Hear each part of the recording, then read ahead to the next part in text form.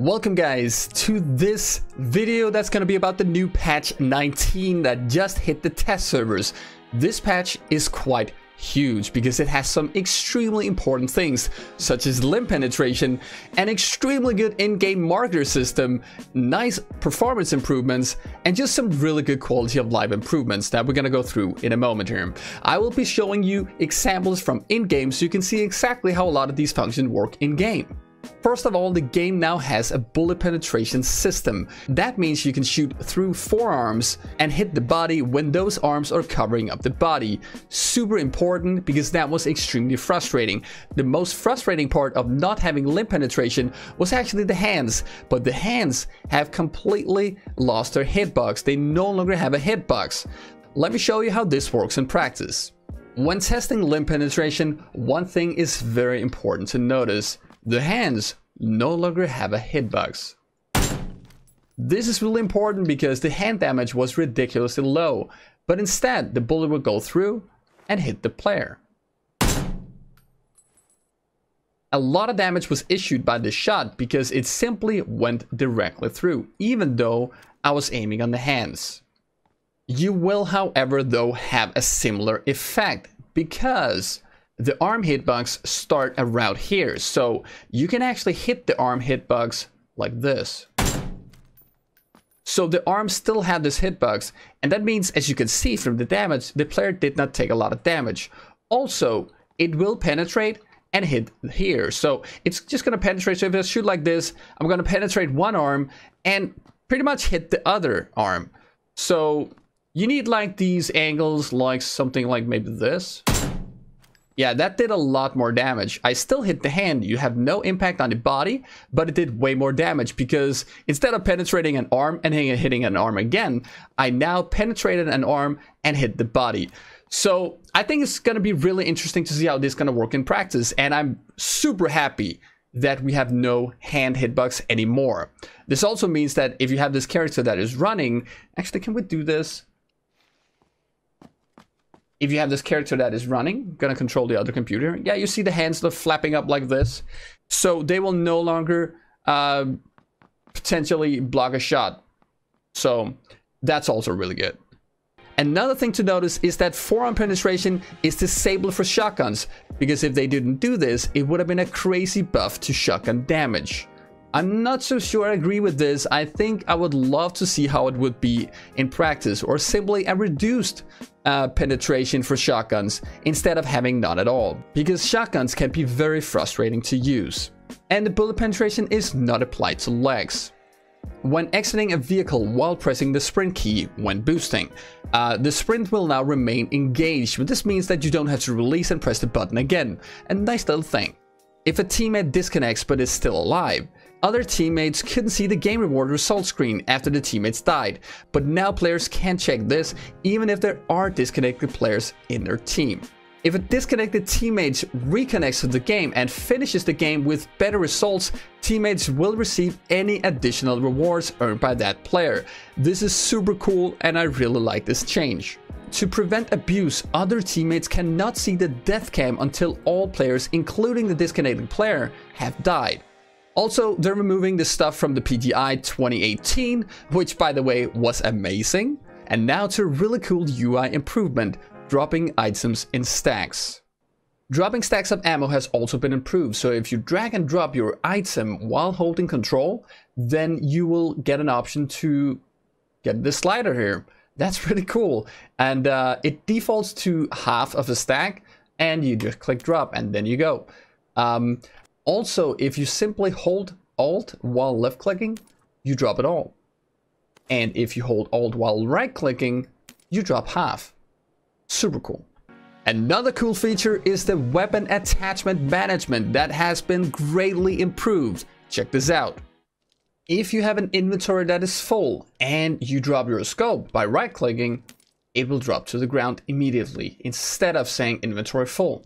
If you have a scope on and you want to swap to another scope, those will simply be replaced again instead of saying inventory full. So removing an attachment, also if you remove a magazine, actually, it drops the ammo and you don't get inventory full. So you have much more freedom when swapping around attachments.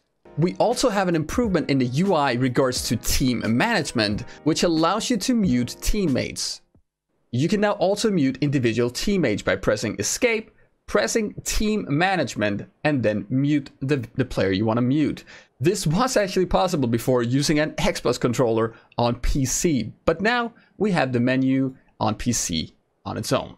Settings for colorblind has also been improved, something that the community has been asking for a long time. The following colors now change according to the selected colorblind type: scope and reticle colors, blood, and supply crate smoke. I'm not sure about the blood setting, if we might have some blood that will be easier to spot than other blood.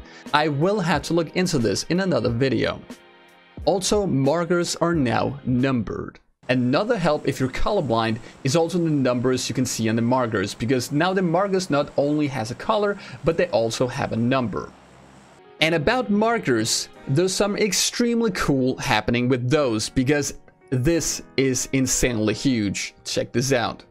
If you point at something, hold Alt while right-clicking, this will happen. You mark something, and if another player does the same, it looks like this. So you can actually do super accurate call out. Instead of saying guy, left building, 2 buildings from the left, second window, top, you just do this. You just mark it. You say the guy there, you know, guy here. And your enemies will be like, yeah, okay, and I spotted someone here. It's perfect. It is insanely good. And these markers will also be shown on the map like this. They will fade away from the in-game view after a moment, but they will stay on the map like this. So you still have it on the minimap. Insanely good. I'm really looking forward to trying this in practice for duos and for squads. Just so good.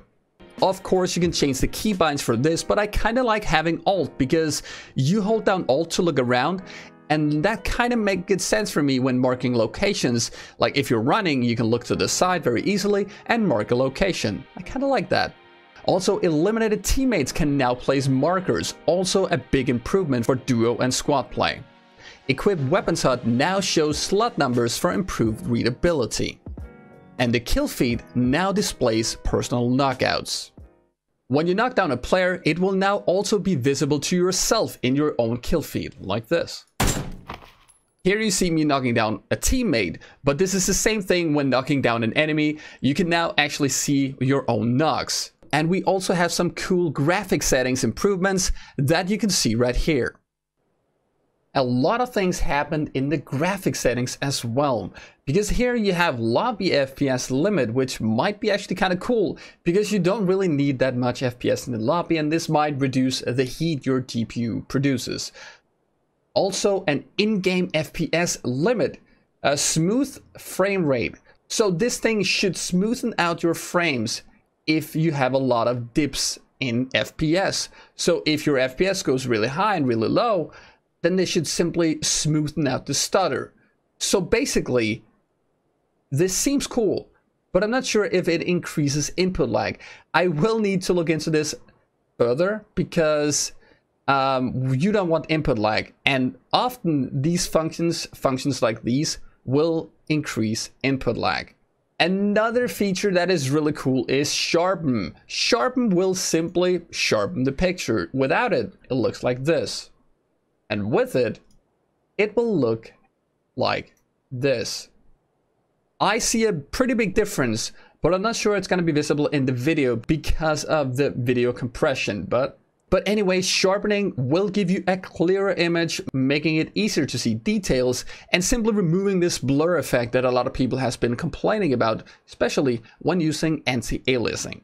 But overall, the smoothening effect is an Unreal Engine feature, and it gets kind of technical. So in the patch notes, there's a link for a detailed explanation that might answer some questions you may have. Another thing is that you can now move your mouse cursor to another monitor when in a system menu, world map, or when the inventory is open, if you use multi-monitors. This is on the first glance a nice thing, but I'm kind of scared about this, because when fast dragging stuff into your inventory, I really don't like being able to move my mouse out of my own monitor, because I have a monitor on my left side and my right side, so this might cause me to move my mouse way too far. Dynamic weather has also been added to Erangel and Miramar. This is really cool, and I'm super excited about having dynamic weather and simply just weather back in the game on those maps. It will only happen if you have clouds, and sunny weather is still gonna be the most normal thing to have. But in general, I'm super excited about this, and I'm really hyped about also having rain on Miramar. There's a video in the patch notes that explains this in a few details. Erangel has finally also received some improvements. We now have houses added like this, and we also have some coastline improvements. Let's quickly jump into the game and check out this new compound. Erangel has also received some minor improvements, because there are now added a few more clusters of buildings, and one of them looks like this. This is on the military island just before the bridge. And as we see, there are actually pretty decent buildings here. I mean, it's not the perfect place to loot, but you can definitely grab some stuff here. It's also interesting because a place like this will potentially give a really good tactical advantage when people are driving around in this neighborhood. Let's see if we go up here. So yeah, this could be a really sick place to hold, like either way. And it would definitely mean that when you're driving here, you need to be extra careful. So yeah, this is pretty cool actually. I like it.